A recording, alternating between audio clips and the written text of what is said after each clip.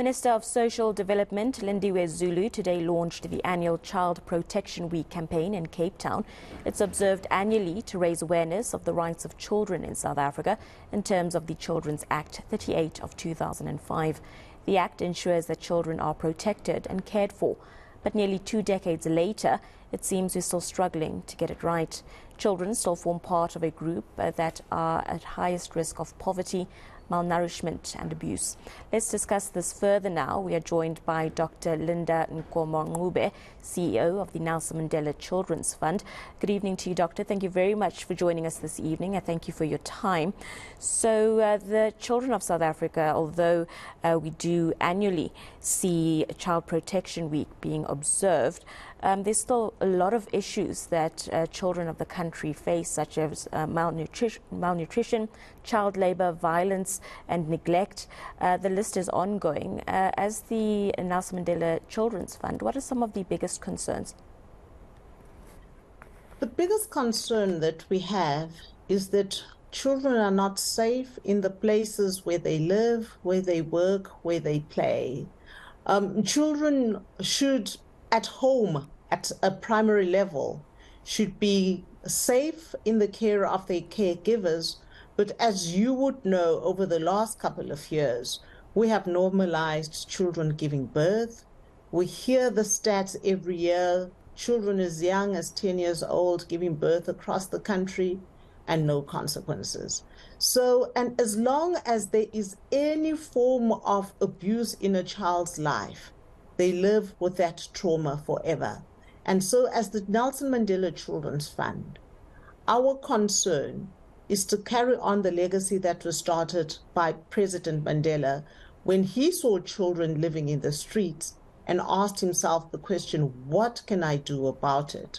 And left that challenge for us to continue it beyond his lifetime. What do each one of us do about the safety and the well-being of children, especially in South Africa?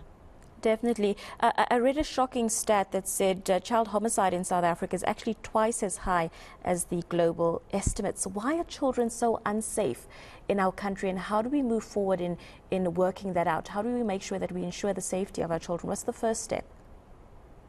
The first step is us creating homes that are safe for children, communities that are safe for children.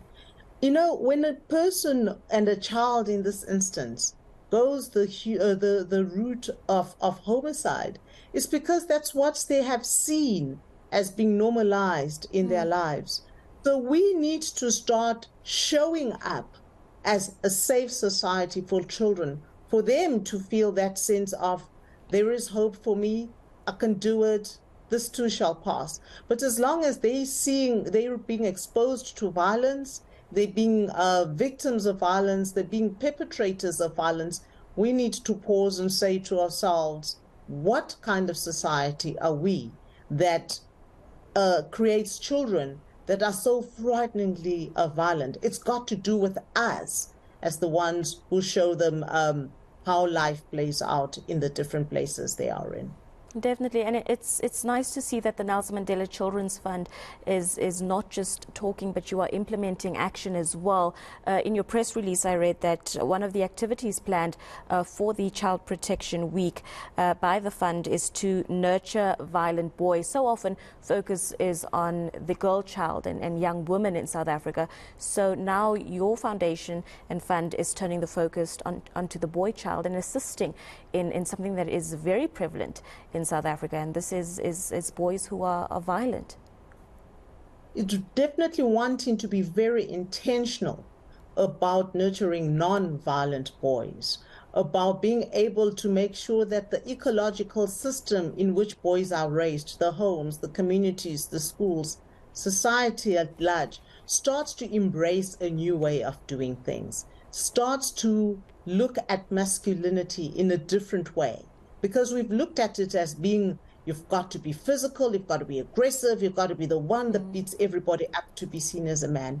And we want to start a narrative that says, be kind, be gentle, be understanding, learn how to communicate. And like I say, be as intentional about doing that with boys as we have been with girls, so that we can really have a truly equal society where empowered beings learn to coexist.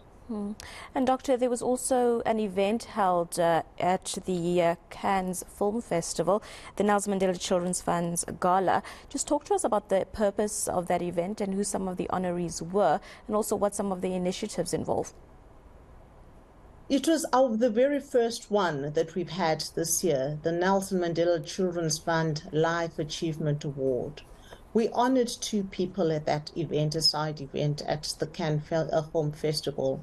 First one being Mr. Jerry Nzarela, who has done tremendous work with the Children's Fund, predominantly behind the scenes, but always been one of the greatest supporters of the work that we're doing to ensure that we can create a safe society for children. And the second honoree was Dr. Solange Vivian's. Humanitarian work that she's been doing in Haiti is incredible. This is the first time, like I've said, that we've done that, and we hope that it will be an annual event where we're able to draw into the support of the Children's Fund, different nationalities, different people to come and help us carry on the legacy of ensuring that we can create a safer South Africa for children and young people. Definitely, Doctor. Let's leave it there for tonight. Thank you very much for your time.